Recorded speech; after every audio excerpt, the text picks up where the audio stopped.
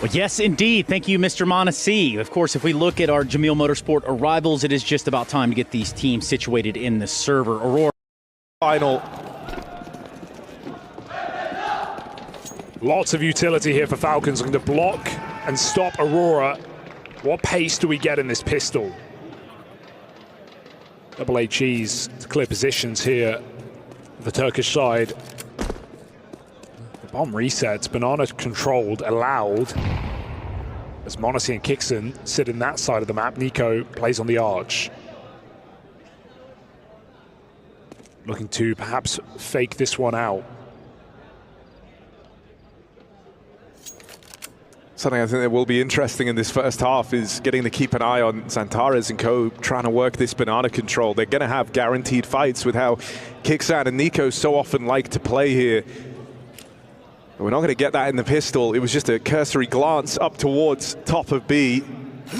Actually calling a 1-4. This is kind of his bread and butter in this pistol. He's going to link back up with the rest of the team eventually as they set their sights on this apartment's push. Kiyosuke dead straight away. Tessez follows up. But just a one and done. It's Nico next, thrust into the defense here. The rotates a ways away, and Wakadia has this backstab. Gonna catch Nico for free. That's a plant for Aurora and a post plant teed up. What a cheeky round for Aurora. The double smokes on long allow Wakadia to come all the way through and walk round the moto side behind enemy lines. Couple of kills on defense for Falcons are not enough. That bomb waits for the right time to strike, and Aurora just sit back in their positions knowing this round is unlosable. Kixon's going to just try and do some damage on the way out. But Aurora are not giving him the time of day. Magic comes in to close the round. Nice shot for Kixon, but this is just about money at this point. Aurora take that pistol, and Falcons, a familiar feeling.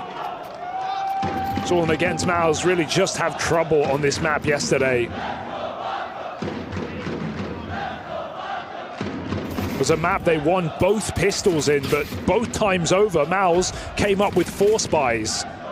Aurora, if you remember, it was Woxic in that series that was really firing on all cylinders, playing lights out. I'm getting flashbacks already to the Mouse game where Falcons go and gamble stack the B bomb site and Mouse just run back with 20 seconds. I mean, Aurora had all the time in the world to make this move, and they've done it with ample in the tank. Bomb's going to get planted. This round's done. Falcons just looking to save pistol armor. Nice little rotate for Aurora, maybe knowing what they're up against. I wanted to update the Kiyosuke stat because I saw some questions around it, right? Yeah. Like, essentially, we said yesterday was his 39th game on Inferno ever. Saw some questions about whether or not that included like MM, right? Just standard matchmaking. No, he's played it 11 times in matchmaking. I didn't factor that in because he hasn't played MM in years. Oh, well, if he's played MM. Yeah, I mean, exactly. You know, and it's not really much of a boost. No, that was largely just on Face It. He's only played, this is the 3rd ever official on this map. Used to be the Instaban of Spirit Academy, the team he was on prior. And not a map he likes to play in his downtime. He played one today, though. He logged on a Face It earlier and got some reps in. Out of reasons, Aurora, they've had highs and lows, but they're here to punish. That's the play. Xantares jumping around the smoke, and his kicks in front of the half wall to catch him off guard. Bit of an awkward start for Xantares. You don't want him getting tilted out of this game, that's for sure. Kixon, very aggressive, punching shots down range. Eventually, they respond. Snake dropped here as well, worth picking up, but Nico gone. Opens up a chance to just walk into this B bomb site for Aurora. Save pistols, doing little for Falcons. And even if this smoke comes in to block, Aurora were in no hurry anyway. And it's not really a smoke, is it? There's a huge channel left open. You're going to be able to walk around that if you're Aurora. Maybe it puts the fear in them, but they don't have any real estate anywhere else. So it feels like they just have to commit to B. So they've got this round in the bag with Falcons stacking the other side of the map.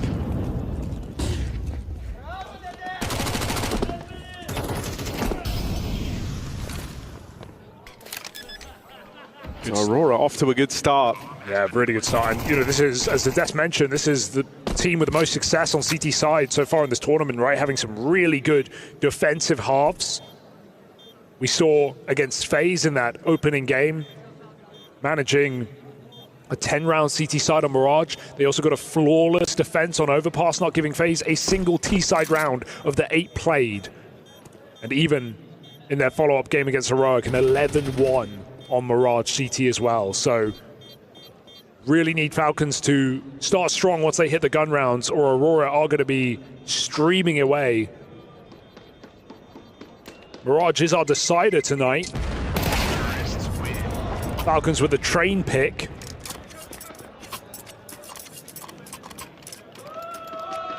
Now we're looking for of the round. m0NESY here alone. They've got to get this trade. Oh, And there's Magic coming through with the goods. Xantares even pushes the long smoke into spawn, killing Nico. He's got a bit of ego on him today. He has something to prove. Knowing this tournament is open for the taking. Vitality Spirit removed. Mal's gone as well. The clear top 3.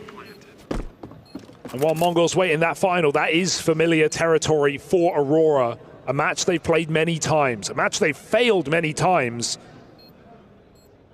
But we've seen streaks broken at the top of this season. Revenge be rife in 2025.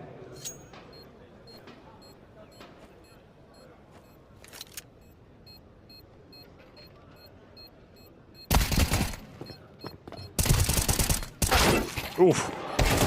A little awkward, but just exits here for Falcons. That's the best they're mustering, and even their Mag's on form. Dead to the bomb. Or not. Made of sterner stuff. It takes Kixon's USP and 1 AK for Falcons. That's something. Still a commanding T-side for Aurora. Apart, they don't get out. Well, I think the other problem is, right, it's very util intensive, you know, to go and actually fight for that banana control. You end up using a lot of your block util in holding on to the top of banana. And what you'll notice is a lot of teams are quite content to kind of let Falcons do that, right? Like if you double re-smoke in at the half wall, cool, there's no util left now to stop the site hit, and they can't even hang around in that space forever once the util's gone. That's why so many teams have actually moved away from doing it. And sure, executes can be punishing, right? That's why they're going for these fights all the time. But think about that triple kill from Nico from quad the other round, right? Like, he can hold this spot. No, I'm kind of nervous that for Falcons, this is going to be a pretty consistent punish pick against them. Here's another one of these plays in towards the top of banana. Xantares. Oh, he didn't check it deep enough. But a freebie there as Nico battles forward. Wasn't ready for Xantares, up and past him. You'll take that, just go. 3 players here. You hear the guy in the site, you know he's in position. Good flash. Slow down the play. Kiyasuke on that rotate over.